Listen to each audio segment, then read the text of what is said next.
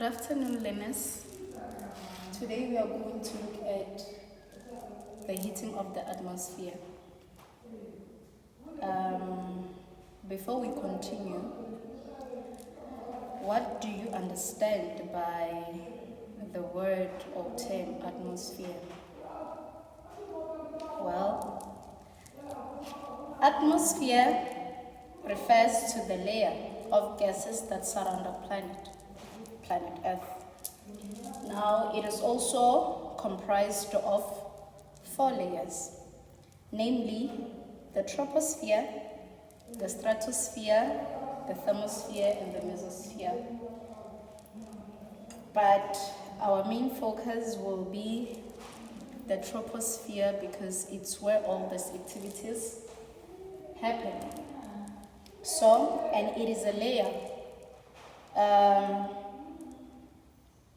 that contains 75% of all the air in the atmosphere, and it is where human beings, animals live.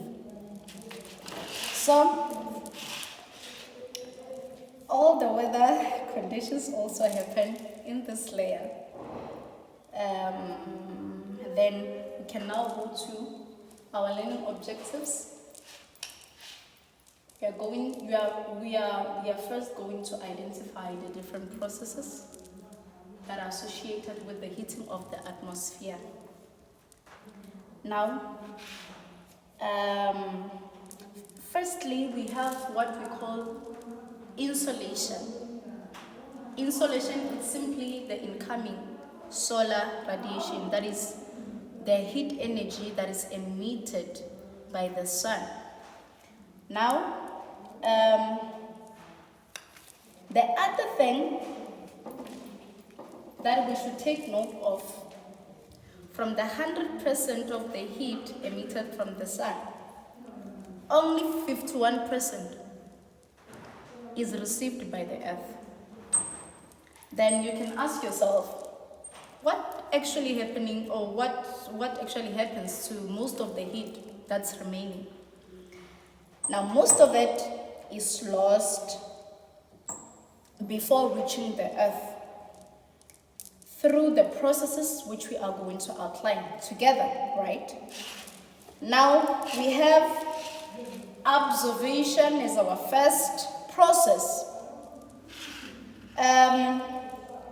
Observation is simply the heat that is absorbed by the earth, right? And the other process is scattering. This one is the most important one because it literally plays a huge role on our weather activities. So what it does, the heat is split up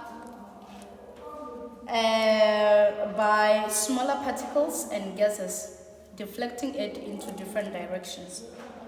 Now, this reduces the amount of insolation, the amount of heat emitted by the sun.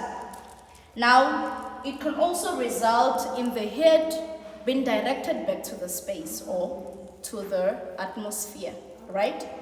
Now, let's come down to the factors, right? This is where we're going to dwell much because we have to know what are the factors that affect what are the factors that affect the temperatures of different places around the world, right? Firstly, we have what we call, let me write the factors. We have what we call latitude.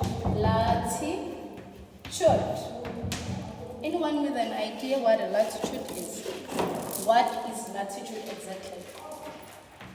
Let us outline it together. Latitude refers to the angular distance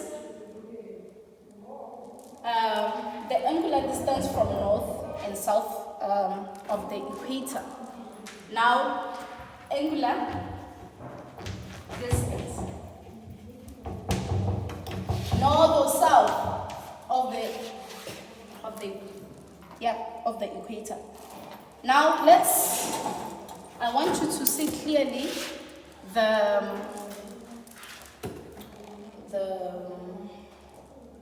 when we apply it here,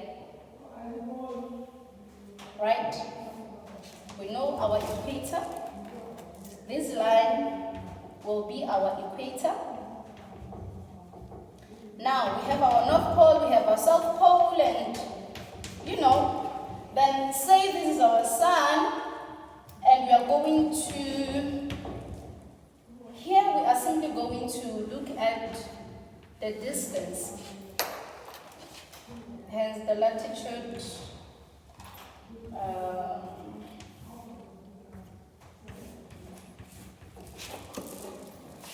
I hope we can see that the distance here is not as equal as the distance at the poles. There's a reason for that. Now, the heat emitted from the sun to the equator travels a shorter distance, right?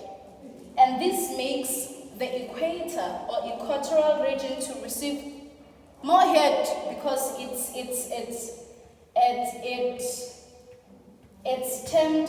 usually termed direct heat in geography.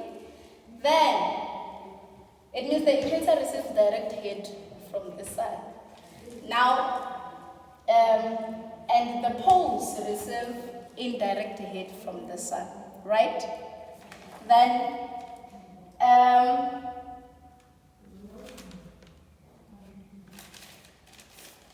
this is in short what we mean by latitude, right?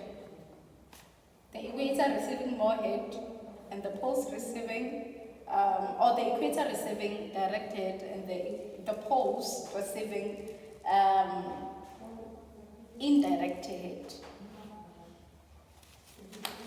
The other thing which I want us to look at, the other factor, because we're only going to look at two factors today, then we'll continue tomorrow with other factors.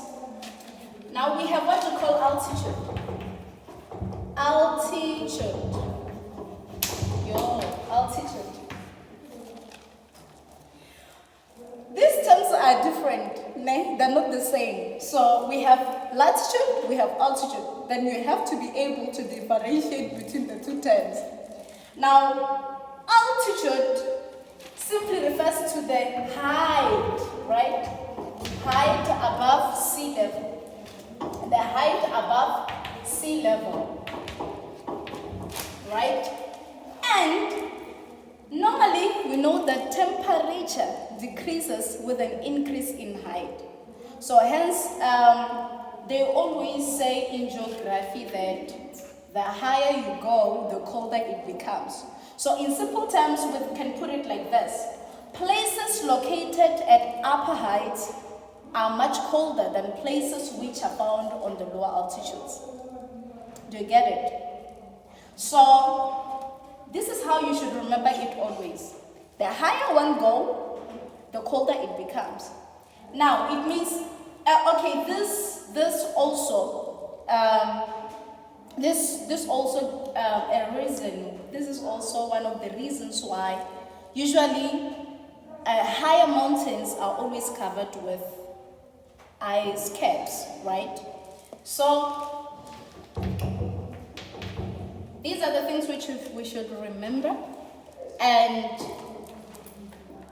know what are the different processes that affect the heating of the atmosphere and the factors that affect the different temperatures, because the places around the world are not heated the same.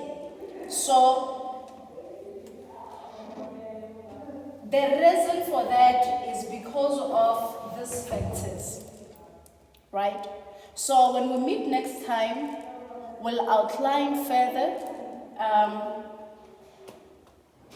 the percentages which The percentages at which there's different processes, those ones carry as they absorb or they redirect and all that. So until we meet next time, bye.